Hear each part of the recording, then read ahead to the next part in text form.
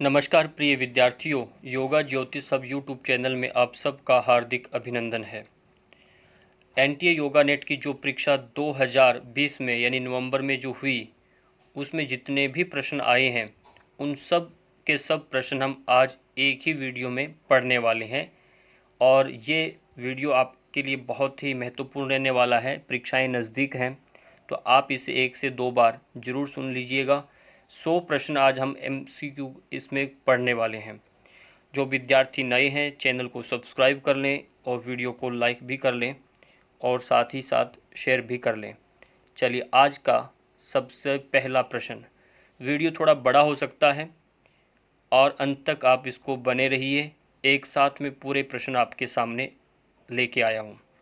सिद्ध सिद्धांत पद्धति के अनुसार यहाँ पर 2 सूचियाँ दी गई है और उनको आपने मिलान करना है।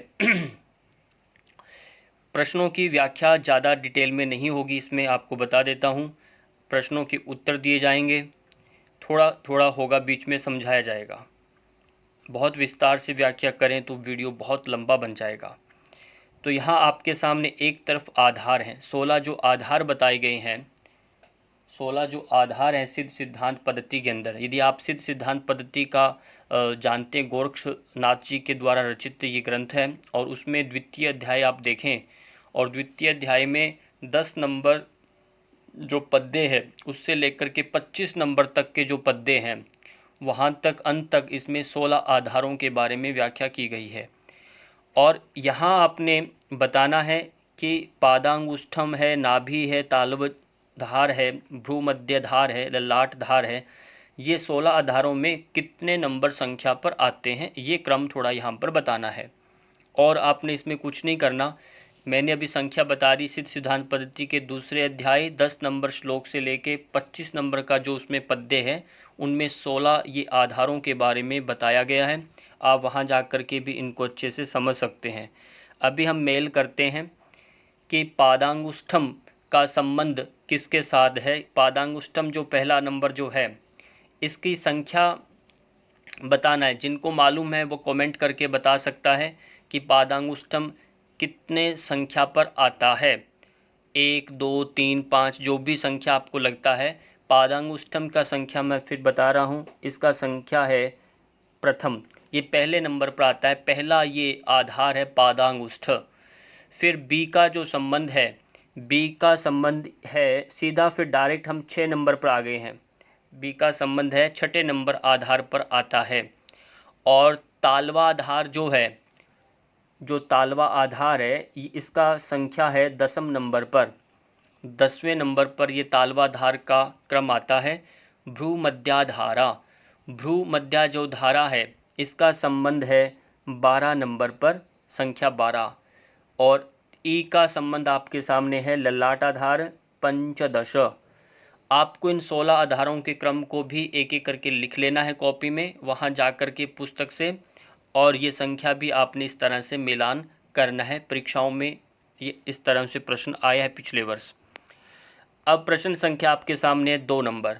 हठ रत्नावली के अनुसार मूल बंध के अभ्यास से कौन से तत्व एक हो जाते हैं।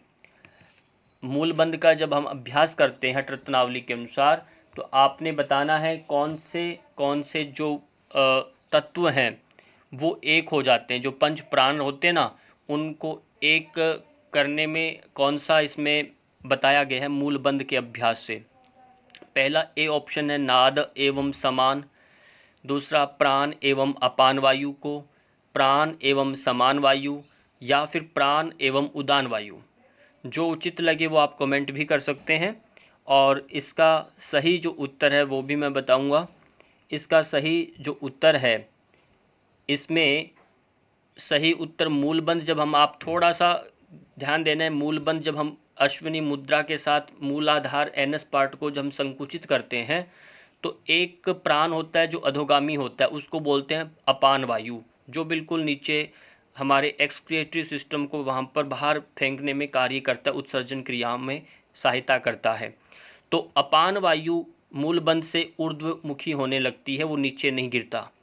एक होता है प्राण वायु ऊपर वाला, इसलिए यहाँ ऑप्शन जो सही बैठता है वह ऑप्शन नंबर बी है, प्राण और अपान, अपान एक में ही है और अपान मूलबंध से संबंधित है, इस बात को आप पक्का कर लें। और ये तत्व जो है इससे प्रभावित होता है। और तत्व लिखा है, यहाँ पर प्राण लिखना चाहिए। प्राण कौन से तत्व एक हो जाते हैं, ये दोनों जो प्राण है, प्राण तत्व की बात है, दोनों तत्व एक हो जाते हैं इस बंध के माध्यम से। ऑप्शन नंबर बी इसका सही उत्तर है। प्रश्न संख्या आपके सामने 3, यहाँ निम्नलिखित में से है ना, यहाँ निम्नलिखित मेवों लिखा है, मेवों यानी जो ड्राई फ्रूट्स जो होते हैं, मेवों में उपस्थित वसा की प्रतिशत मात्रा के अनुसार उनके घटते क्रम में व्यवस्थित करना है। घटते क्रम मतलब उसमें जो फैट है, जो उसमें वसा जो मात्रा रहता है, वो आपने घटते क्रम में बताना है। सबसे ज़्यादा फैट किस में होता है, इनमें ऐसा एक ऑप्शन आपने चूज़ करना है। क्या बादाम में, मूंगफली, अखरोट, काजू में होता है? इनमें से जो सबसे ज़्यादा लगता है कि इसमें ज़्यादा ऑयल होता है और या उसमें फैट ज़्यादा रहता है, सबसे ज़्यादा पहले लिखना, फिर कम में लिखना, फिर कम और फिर कम। यदि जिन जिन को ध्यान है तो आप कमेंट कर सकते हैं, और हम भी क्रम आपके सामने रख रहे हैं और अपने को ठीक भी करना है जो आप सोचते हैं। सबसे ज़्यादा जो इनमें से बताया गया है वह अखरोट के अंदर, सबसे ज़्यादा अखरोट के अंदर फैट रहता है, वसा रहता है। अखरोट के बाद जो आता है ऑप्शन डी काजू, काजू के अंदर दूसरे नंबर पर है। फिर आता है उसके बाद बी मूंगफली, जो आप देखते हैं मूंगफली, और फिर अंतिम में आता है ए बादाम। तो ये इनके फैट के रेशो आप चेक करेंगे तो आपको इस तरह से क्रम मिलेगा। और भी क्रम याद रखिए, हो सकता है अब की बारी परीक्षाओं में प्रश्न आ जाए। और इनमें से एक भी याद रहेगा ऑप्शन तो आप, मुझे लगता है, ठीक कर सकते हैं। इसलिए विकल्पात्मक जो प्रश्न होते हैं तो उनमें चारों ऑप्शनों को आप ध्यान दिया करें। प्रश्न संख्या 4, त्रिशिखी ब्राह्मणों उपनिषद के अनुसार मानव शरीर में प्राणवायु के प्रधान निवास स्थान है। त्रिशिखी ब्राह्मणों जो उपनिषद है, और मैंने पहले भी कहा हर उपनिषद का अपना अपना एक वेद है। आपने बताना है त्रिशिखी ब्राह्मणों उपनिषद जो है इसका किस वेद से संबंध है, आप कमेंट करके ज़रूर बताइएगा। जो यदि जानते हैं तो देख करके बताना है त्रिशिखी ब्राह्मणों उपनिषद का किस वेद के साथ संबंध है। फिर दूसरा, मानव शरीर में प्राणवायु के प्रधान यहाँ स्थान बताए गए हैं, तो आप उसमें जाइए देखेंगे तो पैर व घुटने, पैर का अंगूठे, घुटने, जंघाएं, नाभिमंडल, हृदय। प्राणवायु जो है हमारे शरीर में, प्राणवायु ज़्यादा कहाँ रहती है, निवास स्थान कहाँ माना गया है, वो इसमें पूछा गया है। तो प्राणवायु के लिए आप त्रिशिखी ब्राह्मणों उपनिषद देखते हैं तो इसमें ऑप्शन जो मिलता है हमें वह मिलता है, प्राण जो रहता है ना, प्राणवायु का प्रधान निवास स्थान वो होता है पैर के अंगूठे में। पैर के पाँव में प्राण ज़्यादा वात माना जाता है, पैर के अंगूठे में। फिर उसके बाद आता है आपका नाभि संस्थान रहता है, नाभि संस्थान में भी प्रधान निवास माना जाता है, नाभि संस्थान ऑप्शन डी। और हृदय के अंदर भी सबसे ज़्यादा प्राण रहता है। तो इस तरह से फेफड़े जो हृदय आपके हैं उसमें नाभिमंडल, जो हम कहते हैं वात का जो सबसे बड़ा, जो लार्ज इंटेस्टाइन जो होती है सबसे बड़ा नाभिमंडल है, और पाँव के अंदर पैर के अंगूठे में वात रहता है। तो इस तरह से तीनों ऑप्शन आप कंठस्थ कर लें। मानव शरीर में प्राण वायु के प्रधान निवास स्थान ये माने गए हैं इन तीनों में। इसलिए शरीर में वात बिगड़ता है तो इनका विशेष तीनों का ध्यान रखना आपने। हो सकता है घुटने हैं, जंघाएं, इनमें भी आता है, पर आप विशेष पैर के अंगूठे को लिया गया यहाँ पर पूरा। और प्रश्न संख्या 5, नीचे 2 कथन दिए गए हैं। इसमें हर परीक्षाओं में ये से 5-7 प्रश्न आते हैं जो कथन अभिकथन के होते हैं। हो सकता है 7-8 प्रश्न आ जाते हैं। तो यहाँ कथन जो कहा जाता है ए अभिकथन जो है, और तर्क जो आर के नाम से संबोधित किया जाता है। तो यहाँ कथन ए में क्या कहा जाता है, जो अभिकथन होता है वही उसी बात को तर्क के अंदर जो बात कही जाती है वो बड़ी पुष्टता के साथ, वैज्ञानिकता के साथ उसी बात को यदि स्पष्ट किया जा रहा है तो आप कहेंगे कि तर्क जो दिया जा रहा है अभिकथन ए के संदर्भ में वो बिल्कुल उचित है, वह ठीक है। और यदि वह कथन अलग है, हो सकता है वह अभिकथन जो और तर्क दोनों अपने अपने स्थान पर ठीक है, पर उसके साथ कोई कथन अभिकथन के साथ कोई संगत नहीं कर रहा उसका तर्क, तो आप देखेंगे कि ये गलत है। तो ये पहला प्रश्न इसलिए मैं आपको इसमें बताया है। तो अब यहाँ ऑप्शन है ए और बी, यहाँ एक अभिकथन के नाम से और एक है तर्क के नाम से। अभिकथन में कहा गया है समाधि में विभूतियों को विघ्न बताया है, और व्युत्थान व्यवस्था में जब आप व्युत्थान अवस्था आती है तो उसमें सिद्धियां कहा है। ये बात बिल्कुल सही है। वहाँ पर जब आप देखेंगे समाधियों में विभूतियाँ जो है वो विघ्न के रूप में मानी है। आप तीसरे अध्याय जो विभूति पाद है उसमें आप श्लोक संख्या 37 नंबर निकालिए। 37 नंबर श्लोक पर आप देखेंगे वहाँ आता है ते समाधाव उपसर्गा व्युत्थाने सिद्धये, यानी जो 6 प्रकार की जो सिद्धियाँ उससे पहले बताई है, इससे पहले वाले श्लोक में जो सिद्धियाँ आती है ततः प्रातिभ श्रावण वेदना आदर्शवाद वार्ता जायन्ते नाम से 6 प्रकार की जो सिद्धियाँ हैं, उसके जस्ट आगे वाला सूत्र है 37 नंबर पर कि ये समाधि की सिद्धियाँ जो हैं पुरुष का ज्ञान प्राप्त कराने में उपसर्गा यानी विघ्न स्वरूप है, व्युत्थान में ये सिद्धियाँ हैं। और यदि आप आगे अपने उसी में रहोगे तो सिद्धियाँ नहीं तो समाधि प्राप्त करना चाहोगे तो ये आपके लिए विघ्न स्वरूप है। तर्क क्या दिया गया? तर्क में कहा लोकपाल देवताओं में आमंत्रण पर यदि हमारे 10 दिक्पाल हैं, यदि उन देवताओं के आमंत्रण पर भी उसमें न तो राग रखना चाहिए, इन मतलब प्रेम उसमें रखना, और न अभिमान रखे यदि मिल जाए तो, क्योंकि ऐसा करने पर पुनः अनिष्ट की संभावना होती है, मतलब वापस बिगड़ सकता है बना हुआ काम आपका। तो ये तर्क जो उसके लिए व्युत्थान और विघ्न के स्वरूप में जो बातें, विघ्न के स्वरूप में जो बात बताई गई है इसमें, वो बिल्कुल उचित प्रतीत होती है, यहाँ पर बिल्कुल सही बताया जा रहा है। इसलिए कथन जो अभिकथन ए और तर्क दोनों अपने अपने स्थान पर ठीक भी हैं, और तर्क जो आर वाला है ये अभिकथन ए की सही व्याख्या है। इस तरह से आपने वहाँ ऑप्शन का चयन करना है और उसको आपने बताना है। यहाँ थोड़ा इसमें ध्यान देना है, यहाँ इन्होंने जो बात कही है एक मिस्टेक यहाँ रहा है। मिस्टेक यह है कि उसमें न तो राग करना चाहिए तर्क में देखिए और न अभिमान, क्योंकि ऐसा करने पर पुनः अनिष्ट की संभावना, यहाँ जो लाइक शेयर इसके नीचे थोड़ा दबा हुआ है, संभावना होती है, इष्ट की नहीं अनिष्ट की संभावना होती है ना। तो ये थोड़ा यहाँ पर ये तर्क जो यहाँ जा रहा है ये तर्क जो है यहाँ पर गलत है, क्योंकि ये दोनों जो सही है परंतु जो आर है वह एक ही सही व्याख्या हम पर नहीं है। यहाँ कहा इसमें कारण क्या है, आमंत्रण पर उनमें न तो राग करना चाहिए न अभिमान, क्योंकि ऐसा करने पर पुनः अनिष्ट की संभावना होती है। बिल्कुल सही है, संभावना तो होती है। और व्युत्थान अवस्था में सिद्धियाँ भी कहा जाता है। तो ये बात यहाँ नीचे वाला जो और वाला ऑप्शन है ये इसने थोड़ा स्पष्ट नहीं किया। प्रश्न संख्या हम 6 पर आते हैं। मनोवैज्ञानिकों के अनुसार चेतना द्वारा विशेष रूप से कितने प्रकार के कार्य किए जाते हैं? कितने प्रकार के कार्य किए जाते हैं? 2, 4, 6, 8।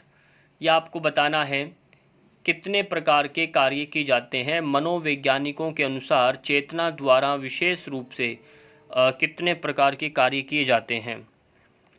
इसमें बता देते हैं ऑप्शन नंबर इसका ए जो है 2 प्रकार के कार्य किए जाते हैं चेतना द्वारा विशेष रूप से। एक आपकी होती है सजगता के आधार पर होता है, एक अनुभव के आधार पर। 2 एक कार्य किए जाते हैं अवेयरनेस और एक्सपीरियंस के आधार पर, है ना। तो इसको आप थोड़ा विशेष रूप से ध्यान रखिए, याद कर लीजिए। नेक्स्ट प्रश्न आपके सामने, घेरन संहिता के अनुसार स्थिरता को किस माध्यम द्वारा प्राप्त किया जा सकता है? स्थिरता, आपने घेरन संहिता में सप्तांग योग पढ़ा होगा। सप्तांग योग जो है उसमें षटकर्म से लेकर के नीचे तक चलता है, तो सातों जो अंग हैं इसमें यम नियम नहीं रहता। सप्तांग जो योग है इसमें बताना है स्थिरता इनमें से किसके साथ संबंध दिया गया है। स्थिरता का संबंध जो है वह किसके साथ दिया गया है घेरन संहिता में? तो वहाँ पर आप श्लोक देखते हैं, सप्तसाधन में शोधनम दृढ़ता चैव स्थैर्यम धैर्यम च लाघवम प्रत्यक्षम च निर्लिप्तम च घटस्य सप्त साधनम, है ना। तो यह शोधनम तो दिया जाता है षटकर्म के साथ, जो है षटकर्म से क्या होता है, शोधनम होता है। दृढ़ता आती है, आसनेन भवे दृढ़म, आसन से दृढ़ता आती है। और मुद्रायाम स्थैर्यम कहा, मुद्रा से स्थैर्यता आती है। यहाँ ऑप्शन जो स्थिरता वाला जो पूछा जा रहा है स्थिरता के माध्यम द्वारा, तो ऑप्शन नंबर ए इसका सही उत्तर है, मुद्रा से स्थिरता आती है। स्पष्ट हुआ? आप सप्तांग योग को भी एक बार पढ़ लेना है अच्छे से, प्रथम अध्याय के 9 नंबर श्लोक पर आप देखेंगे तो मिलेगा। प्रश्न संख्या 8, महर्षि पतंजलि के अनुसार जिसका स्वरूप परिणाम के अंत में ज्ञात होता है उसे क्या कहते हैं?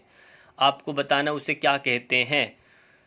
क्षण कहते हैं, क्रम कहते हैं, परिणति कहते हैं, क्षण क्रम कहते हैं, इनमें से क्या कहते हैं? जिसका स्वरूप परिणाम के अंत में होता है। महर्षि पतंजलि द्वारा रचित जो ग्रंथ है योग दर्शन योग सूत्र जो है उसमें आप देखिए चतुर्थ अध्याय कैवल्य पाद का 33 नंबर सूत्र पर आप जाइए। 33 नंबर सूत्र पर आप देखेंगे तो वहाँ पर ये सेकंड लास्ट है। कैवल्य पाद में 34 सूत्र है, इस बात का भी ध्यान रखना है। और सबसे छोटा ये पाद है चैप्टर एन का, और इसमें अंतिम जो 33 नंबर सूत्र है इसमें क्षण प्रतियोगी परिणाम परांत निर्ग्राह्य क्रमः ऐसा कहा। और इससे पहले वाले सूत्र को भी पढ़ लेना है क्यों उसी प्रकरण से संबंधित है। तो यहाँ कहा जो क्षणों का प्रतियोगी है, जिसका स्वरूप परिणाम के अंत में समझने में आता है, समझ में आता है, वह क्रम है। यहाँ स्वरूप के बारे में पहले वाले सूत्र में पढ़िए, फिर परिणाम के अंत में जो ज्ञात होता है उसे हम क्या कहते हैं, आपके सामने ऑप्शन समझ में आ गया होगा। इसमें से सही ऑप्शन है ऑप्शन नंबर बी, यानी क्रम। उसे क्या कहते हैं, क्रम कहते हैं। तो इस तरह से प्रत्येक योग दर्शन के जितने भी सूत्र है 195 उन सबको एक एक करके पढ़ना है और उनके प्रकरणों को जानना है।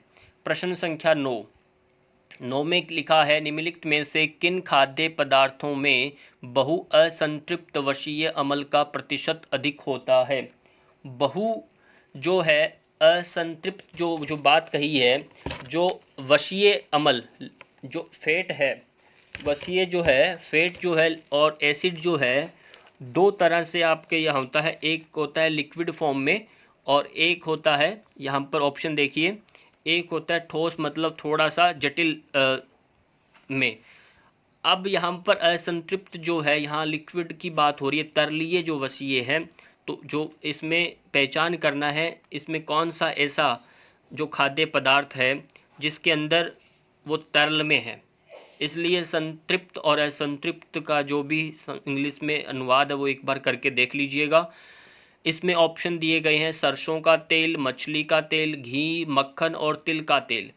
मैंने यहाँ ऑप्शन नीचे नहीं दिखाए, उनका दिखाने का एक इसलिए नहीं दिखाए क्योंकि हम अपना विवेक उस पर फिर लगाते नहीं है, वहाँ फिर एक ऑप्शन में ध्यान देना ज़्यादा देते हैं। तो यहाँ केवल और केवल आपको फुल कॉन्फिडेंस के साथ अपना चयन करना है कि ये कन्फर्म है ना। तो इसलिए ऐसे ऑप्शन पर थोड़ा बल दिया जाता है। तो यहाँ आप स्वयं कोशिश करिए लिक्विड जो जमता नहीं है, मतलब यदि उसमें आप टेम्परेचर में यदि आप थोड़ा सा कूलिंग मौसम बने, ठंडा मौसम हो तब भी वह न जमे, तो इनमें से वह कौन सा है? घी मक्खन आपके सामने वह जम जाता है कि नहीं? हालांकि दिखता है तरल पर वो जम जाता है एक समय में। तो यहाँ ऑप्शन नंबर ए, बी और ई, ये तीन जो ऑप्शन है ये बिल्कुल सही है। इन्हें हम असंतृप्त क्या कहते हैं, वशीय कहते हैं, वशीय अमल कहते हैं। और अगला प्रश्न 10 नंबर पर, निम्नलिखित में से कौन सा युगम पुराण की विशेषता है। आपने पुराणों के नाम जानते हैं, 18 पुराण है, ये प्रश्न भी आगे आएगा आपके सामने, है ना। संख्या आपको याद रखनी है, 18 पुराण है। और यहाँ इसमें एक जोड़ा है, युगम बोलते हैं जोड़े को, जो पुराणों में एक विशेषता रहती है। और अष्टादश पुराणेषु व्यासस्य वचनद्वयम् प्रोपकाराय पुण्याय पापाय परपीडनम, ऐसा श्लोक आप सुनते हैं व्यास जी के द्वारा रचित जो अंतिम में। तो यहाँ पूछा जा रहा है कि ये चार ऑप्शन है, सर्ग और प्रतिसर्ग, बी प्रश्न और अनुवाक, सी मंडल और अध्याय, और डी कांड और अध्याय, इनमें विशेषता पुराणों की बतानी है। अब प्रश्न अनुवाक तो आप देखेंगे उपनिषदों में अंदर मिलते हैं, मंडल है, अध्याय हैं, कांड है, अध्याय हैं, ये सब आपको वेदों में देखने को मिलते हैं। मंडल क्रम, अष्टक क्रम जो है, कांड है, कंडिकाएं हैं, सब। पर सर्ग और प्रतिसर्ग आप न तो वेदों में देखते हैं, न आप उपनिषदों में सर्ग आते हैं। तो सर्ग प्रतिसर्ग का जो एक चैप्टरेशन अलग अलग विभाजन दिया गया है वो सिर्फ और सिर्फ पुराणों में दिया गया है, ये उसकी एक विशेषता है। इसलिए ऑप्शन नंबर ए इसका सही उत्तर है। अभी आपके पाठ्यक्रम में भी तो 18 उपनिषद लगे हुए हैं, तो उपनिषदों में आप स्वयं देख रहे होंगे वहाँ पर कहीं कहीं अनुवाक आए हुए हैं, है ना। तैत्तिरीय उपनिषद में आप देखिए, है ना, तो अनुवाक है, कहीं प्रश्न उपनिषद प्रश्न है। तो ये मंडल और कांड ये सब मिलते हैं, पर प्रश्न सर्ग और प्रतिसर्ग केवल और केवल ये पुराणों में एक विशेषता के रूप में लिया गया है। नेक्स्ट प्रश्न है सूची। अब यहाँ दो सूचियाँ दी गई है, सूचियों में बताया गया है, एक तरफ तो योगों के नाम है, योग है, और दूसरी तरफ उपनिषदों के नाम हैं। अब आपने बताना है जो ये अष्टांग योग है, षडांग योग है, हठ योग है, ध्यान योग है, इनका किन किन के साथ संबंध है। समझ रहे हो, आपको इनके साथ संबंध बताना है। और जो इधर संख्या दी गई है, ए के सामने आप इसको 1 नंबर माने, बी के सामने इसको 2 नंबर माने, इस तरह से भी आप समझ करके ऑप्शन को विकल्प भर सकते हैं। और यहाँ लिखा नहीं है 1 2 3 होगा यहाँ पर। और यहाँ सिर्फ बताइए अष्टांग योग का संबंध इनमें से किस वेद के उपनिषद के साथ है, मिलान करने की कोशिश करिए। और जो इसको जो बता रहा हूँ उसको याद भी करिए यदि।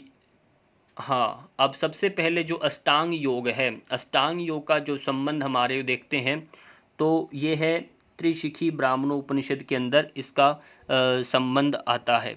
किसके अंदर आता है? त्रिशिखी ब्राह्मणों उपनिषद में।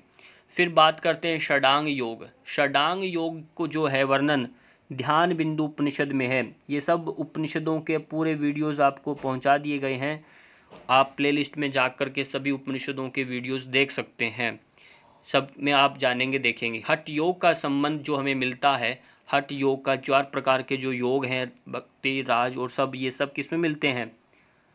योग राज उपनिषद में, मंत्र लय राज हठ, ये 4 है ना, भक्ति नहीं बोलना। और ये योग राज उपनिषद में आता है। और ध्यान योग जो बचता है अंतिम में श्वेताश्वतर उपनिषद के जो आपके पाठ्यक्रम में 2 अध्याय लगे हैं, दूसरा और छठा, तो उसमें ध्यान योग की बात कही गई है। जो ब्रह्मा जी पूछते हैं, अष्टांग योग की बात होती है, पर ध्यान के योग के लिए अष्टांग योग का वर्णन रहता है। अब बात ये समझ में आ चुका होगा, 11 नंबर प्रश्न आपको ये बिल्कुल संबंध इनके स्थापित कर लीजिए। प्रश्न आपके सामने 12, योग सूत्र के अनुसार एक मानव प्रतीत होने वाली समान प्रतीत होने वाली वस्तुओं में से जो उनके सभी भेदों को जो प्रत्यक्ष करा दे उसे क्या कहते हैं?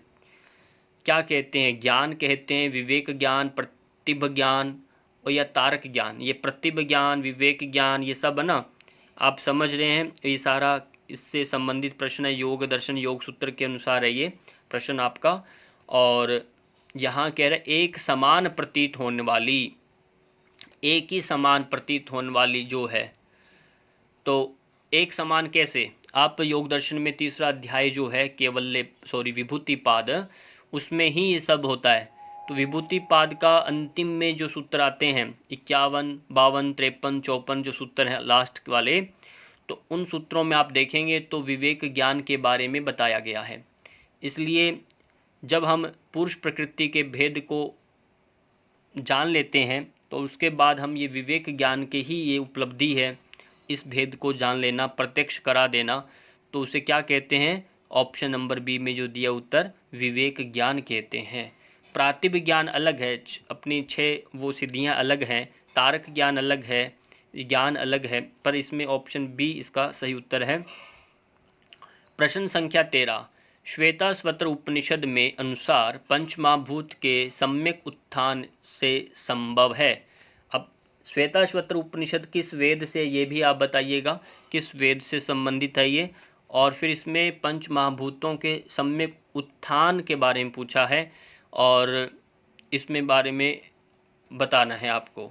ऐसे प्रश्न थोड़ा पंचमहाभूत का नाम लेकर के आप पूछा जाएगा तो आप सोचेंगे पंचमहाभूत आकाश, वायु, अग्नि, जल, पृथ्वी के बारे में होना चाहिए, पर ये क्या प्रश्न ऑप्शन कैसे आगे हैं, ऐसा नहीं है। इसको आप थोड़ा श्वेताश्वतर उपनिषद का अध्ययन करिए, जो आपके पाठ्यक्रम में दूसरा और छठा जो अध्याय लगा हुआ है उसको आप देखिए। जो दूसरा अध्याय में आप संख्या 12 नंबर श्लोक पर जाइए, उसमें आप देखने को मिलेगा न जरा न रोगा न मृत्यु, जो आप श्लोक पढ़ते हैं ना, उसी तरह हठ योग ग्रंथों में जो श्लोक आते हैं उसी तरह से एक श्लोक वहाँ भी श्वेताश्वतर उपनिषद में आता है। तो वहाँ ऑप्शन जो इसके अंदर जो बनते हैं सही स्टिक जो ऑप्शन है वह आता है ऑप्शन नंबर ए, न रोग रहित अवस्था। जब पंच महाभूतों का सम्यक जब आप इस पर काम करते हैं तो आपको रोगों की और न बुढ़ापा आता, जरा रहित होता है, और अकाल मृत्यु का जो भय होता है, अकाल अचानक, वो आकस्मिक घटना एक अलग है।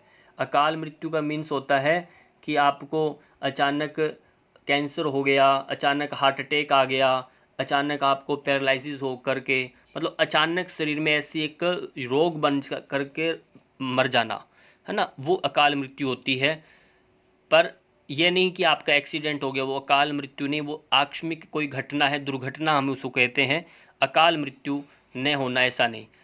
तो यहाँ केवल और केवल शरीर से जनित रोग उत्पन्न होकर के अचानक शरीर में फूड पॉइजनिंग से कोई रोग अचानक बनकर बीमार होकर मर जाना, तो कोई बॉडी में ऐसा रिएक्शन होकर मर जाना, तो अकाल मृत्यु होती है। वो बहुत ज़्यादा अचानक कोई भी वायरस फैल जाना शरीर में, बहुत ज़्यादा ज्वर होकर अचानक मर जाना, ये सब अकाल मृत्यु होती है।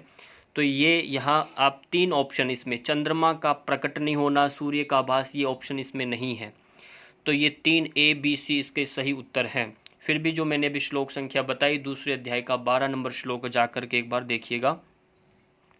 प्रश्न संख्या 14, निम्नलिखित में से कौन से अभ्यास षट संपत्ति से संबंधित है? षट संपत्ति जो है आप देखेंगे, जो ज्ञान भक्ति ये सब पढ़ते हैं तो उसमें भक्ति योग की जो बात आती है, भक्ति योग और ज्ञान योग, और ज्ञान योग के अंदर जो आप पढ़ते हैं उसमें बहिरंग साधन, अंतरंग साधन, और बहिरंग साधन अलग है, अंतरंग साधन अलग है। जो बहिरंग साधनों में जब देखते हैं तो वहाँ एक षट संपत्ति आता है, शम दम, है ना, पढ़ते हैं। षट संपत्ति में शम है, दम है, तितिक्षा है, समाधान है, श्रद्धा है, वो सब इसमें आता है। तो वो सब इसमें जो आते हैं इनमें से पहचान करना, ये कहा षट संपत्ति से संबंधित है। वैराग्य, मुमुक्षुत्व, ये अपने आप में अलग है। विवेक, वैराग्य, मुमुक्षुत्व और एक है षट संपत्ति, ये अलग अलग हैं। पर षट संपत्ति में जो इसमें है वह ऑप्शन है, आप 6 के 6 नाम याद भी कर लीजिएगा उनको, क्योंकि ये प्रश्न बार बार आते हैं, षट संपत्ति ही केवल पूछा जाता है। तो यहाँ ऑप्शन जो है बी सम, फिर सी दम और डी समाधान जो है, ये आपने याद रखना है। बी, सी और डी ये सही ऑप्शन इसका है। ये जो विकल्प जो मिलेगा वो आपके लिए सही है। पर ये मुमुक्षुत्व, ये चतुर्थ जो अलग है, और वैराग्य अपने आप में अलग है, इस पर नहीं जाना। ये वेदांत सार जब पढ़ते हैं ना, उसमें आता है साधन चतुष्टय में, वहाँ पर पहले अध्याय में ये सब बातें आती हैं। कौन अधिकारी है मुमुक्षुत्व के लिए, किसको वेद पढ़ाया जाए, वहाँ ये प्रकरण रहता है। प्रश्न संख्या 15, निम्नलिखित को श्रेष्ठता के आधार पर व्यवस्थित कीजिए। अब श्रेष्ठता के आधार पर व्यवस्थित करना है राजयोग, मंत्र योग, लय योग, हठ योग। आपने बताना है सबसे बेस्ट कौन सा इसमें। इनके साथ जो अवस्थाएं होती हैं, पहली आरंभावस्था, घटावस्था, परिचय अवस्था, निष्पत्ति अवस्था, होता है कि नहीं, वो 4 अवस्थाएं भी इनसे जुड़ी हुई हैं, उनको भी याद रखना है। और प्लस आपको इनके क्रम बताना है कि सामान्य व्यक्ति को ये करना, फिर ये करना, एक एक श्रेष्ठता के आधार पर इनको क्रम में लेके जाना है। पहले जो सबसे आपको लगे कि ये सबसे कम है, फिर उससे बेस्ट, फिर उससे बेस्ट, ये बताना। चलिए बताते हैं आपके सामने। सबसे पहले जो बिल्कुल सामान्य व्यक्ति होते हैं उनको क्या कहा जाता है कि चलिए आप क्या करिए, मंत्रों का जप करिए, ये मंत्र योग कहा जाता है, ये सबसे सरल है। उसके बाद ऑप्शन जो आता है, फिर कहा जाता है कि लय योग, फिर मंत्रों का लयत्व होता है, ध्यान उसमें बैठें। फिर उसके बाद हठ योग की बात कही जाती है, हठ योग का करना। और अंतिम में चरण जो आता है वह आपका राजयोग। तो ये मंत्र योग जो है ना, मंत्र योग, लय योग और हठ योग जो है, ये अपने आप में एक एक करके ये ही वो है आपके योग। जैसे हम कहते हैं ना भक्ति योग है, उस तरह से इनको मंत्र योग है, जहाँ मंत्रों का जप के माध्यम से, फिर लय योग, हठ योग और अंतिम में राजयोग। ये क्रम से आप इसको कंठस्थ कर लें। और अगला प्रश्न, महाभारत के कितने पर्व है। ये देखो कितना प्रश्न सरल आता है कई बार। और इस तरह से मान लीजिए अब की बार आ जाए, श्रीमद् भगवत गीता में कितने अध्याय हैं, हो सकता है हठ योग प्रदीपिका में कितने अध्याय हैं, है ना। तो इस तरह से प्रश्न आ जाते हैं। आपको अध्यायों का भी ध्यान रखना, काली अंदर अध्याय पढ़ते नहीं रहना। हो सकता है कि ये पर्व हम सभी नहीं पढ़ते, पर संख्या जरूर ध्यान रखना है। महाभारत और आपको रामायण का एक संक्षिप्त परिचय लगा हुआ है पाठ्यक्रम में। तो यहाँ सही उत्तर इसमें है ऑप्शन नंबर सी, 18 पर्व हैं। कितने पर्व हैं महाभारत में? 18 पर्व हैं। प्रश्न संख्या 17, हेतु के द्वारा हेतुमान के ज्ञान को कहते हैं। हेतु के द्वारा, हेतु मन से मतलब क्या, कारण, मतलब किस कारण से हेतुमान के ज्ञान को क्या कहते हैं? प्रमाण कहते हैं, प्रमेय, अनुमान और आगम। क्या कहते हैं? हेतु के द्वारा हेतुमान के ज्ञान को कहते हैं प्रमाण, प्रमेय, अनुमान, आगम। बताइए इसमें क्या कहते हैं? इसमें से एक ऑप्शन आपको बता सकते हैं तो बताना है। और इसमें सही उत्तर है जो हेतु होता है, कारण कहते हैं, ये कारण जो है उसके कारण से ही ये मान निकला है। ये एक यदि कारण नहीं होता तो ये नहीं हो सकता, ये मान है। मान में हेतु का जो मान है, इसको हम यहाँ पर ऑप्शन नंबर जो सी है, यहाँ देखिए अनुमान, है ना। वेदांत सार में आप पढ़ेंगे तो हेतु मान ये आता है, हेत्वाभाष ये सब आते हैं वहाँ पर। जहाँ ऑप्शन उदाहरण आता है ना, यत्र यत्र धूमस तत्र तत्र वहनी, यत्र यत्र वहनी तत्र तत्र धूमर। जहाँ जहाँ आग है वहाँ वहाँ धुआं है, जहाँ जहाँ धुआं है वहाँ वहाँ आग है, होता नहीं। और बिना हेतु के ये कारण नहीं हो सकता। हेतु मतलब कारण, हेतु है तो उसका ये मान भी होगा। धुआं है तो ये अनुमान लगाया जाता है, यहाँ पर ये एक अनुमान प्रमाण में आता है। एक प्रमाण, प्रमेय जो जानने योग्य, आगम जो आने वाला जो होता है, और ये है अनुमान। या ऑप्शन नंबर सी इसका सही उत्तर है। इसलिए मैं कहता हूँ कि सारे दर्शन जो हैं, षट दर्शनों को भी थोड़ा थोड़ा बेसिक उनके कॉन्सेप्ट को आप क्लियर कर लें साथ ही साथ। प्रश्न संख्या 18, महर्षि पतंजलि के अनुसार किसके ज्ञान से प्रकृति के गुणों में तृष्णा का सर्वथा अभाव हो जाता है? प्रकृति के गुणों को का सर्वथा अभाव हो जाता है किसके कारण, किसके ज्ञान से? पुरुष के ज्ञान से, प्रकृति के ज्ञान से, अपर वैराग्य के ज्ञान से, संप्रज्ञात समाधि के ज्ञान से, किसके ज्ञान से ये हो जाता है। बड़ा सरल प्रश्न है ये, और इसको आप देखेंगे प्रथम अध्याय यानी योग दर्शन में 4 पाद हैं। 4 पाद में पहला समाधि पाद है, दूसरा साधन पाद है, तीसरा विभूति पाद, चौथा है कैवल्य पाद। पहला पाद जो है समाधि पाद, समाधि पाद का 16 नंबर सूत्र आप देखेंगे। पहले जो है समाधि पाद का 16 नंबर सूत्र आप देखते हैं तो वहाँ पर आता है, क्या आता है, तत्परम पुरुष ख्यातिर गुण वैतृष्यन्यम, है ना, तत्परम पुरुष ख्यातिर गुण वैतृष्यन्यम। अब ये गुणों की वितृष्ण से, गुणों में तृष्णा का सर्वथा अभाव को ही वितृष्ण से बोलते हैं, रहित हो जाना। तो यहाँ किसका है एक्चुअल में, तत्व परम, परम तत्परम जो कहा है सूत्र में, तत्व परम यानी पर वैराग्य। एक होता अपर वैराग्य, एक होता पर वैराग्य। तो ये यहाँ पर वैराग्य जो होता है अपर वैराग्य से श्रेष्ठ माना गया है। तो यहाँ प्रकृति के जो वात पित्त सत्वरजतम जो गुणों से भी रहित होकर के उनके प्रति कोई आकर्षण जब नहीं रहता, तो ऐसी स्थिति क्या कहलाती है, क्या कहलाती है, पुरुष कहलाती है। हम पुरुष का ये बताया गया है, पुरुष जो होता है वह सभी तीनों गुणों से तृष्णा रहित माना गया है, उसमें कोई तृष्णा नहीं रहती और अपर वैराग्य में रहता है। पर तत्परम पुरुष ख्याल तेरे गुण वैतृष्यन्यम इसमें नहीं होता, इसलिए ऑप्शन नंबर ए इसका सही उत्तर है। सूत्रों को पढ़ते हुए उनके अर्थों को समझना है, क्योंकि शब्दावली उन्हीं से लेकर के ये प्रश्न बनते हैं। प्रश्न संख्या 19, निम्नलिखित में से क्या श्री कृष्ण के अनुसार योग के माध्यम से दुखों का निवारण करता है। अब योग, मान लो योग के माध्यम से क्या दुखों का निवारण करता है, क्या योग के माध्यम से दुखों का निवारण हो सकता है क्या, ये प्रश्न चिन्ह डाला है, श्री कृष्ण के अनुसार पूछा गया है।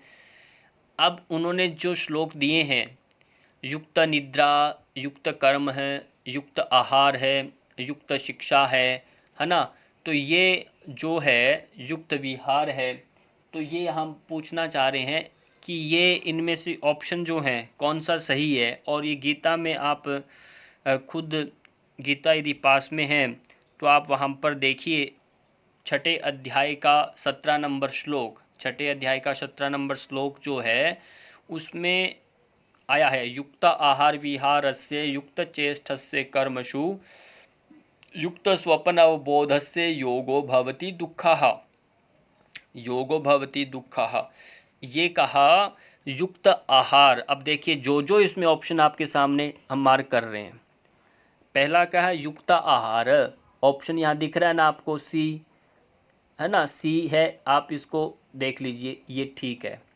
और युक्त विहार, युक्त विहार भी है। युक्त चेष्टस्य, युक्त जो है चेष्टा की बात कही गई है। युक्त स्वप्न अवबोधस्य, युक्त स्वप्न अवबोधस्य, युक्त चेष्टस्य कर्मसु कहा, तो युक्त कर्म भी है। और अवबोधस्य, फिर युक्त स्वप्न अवबोध बोलते हैं आपकी निद्रा, आपकी निद्रा भी ठीक होनी चाहिए, तो युक्त होनी चाहिए। पर एक ऑप्शन इसमें युक्त शिक्षा, ये एक इसमें गलत है, ये वाला ये गलत हो गया इसमें। बाकी ये चारों ऑप्शन सही है, इसलिए आपको क्रम देखेंगे ए बी सी और लास्ट में ई, ये सही उत्तर इसका है। प्रश्न संख्या 20, छांदोग्य उपनिषद के अनुसार आधिदेविक उद्गीत उपासना करने का निर्देश है। उद्गीत जो है किसमें है, वायुदेव की, अग्निदेव की, रुद्र की, आदित्य की। छांदोग्य उपनिषद जो आप देखेंगे ये सामवेद से संबंधित उपनिषद है, और ये सभी उपनिषदों के वेद ध्यान रखिए आप। और आदिदेविक उद्गीत उपासना किससे संबंधित है, यहाँ पर सही उत्तर है ऑप्शन नंबर डी, आदित्य की। आदित्य की उपासना करना यहाँ कहा है आदिदेविक के लिए। प्रश्न 21, निम्नलिखित में से क्या शारीरिक रूप से स्वस्थ व्यक्ति का लक्षण नहीं है। शारीरिक रूप से, यदि शारीरिक रूप से बात हुई है, स्वस्थ व्यक्ति का लक्षण नहीं है क्या, सम्यक क्षुधा, मतलब सम्यक कहते हैं ठीक, संस्कृत का शब्द है, सम्यक अर्थ होता है ठीक ठाक, ठीक। सम्यक अस्ति वा, सम्यक हो क्या, है ना। सम्यक क्षुधा, क्षुधा कहते हैं भूख को, भूख ठीक लगना, ये स्वस्थ व्यक्ति का लक्षण होता है। पर इसमें पूछा लक्षण नहीं है।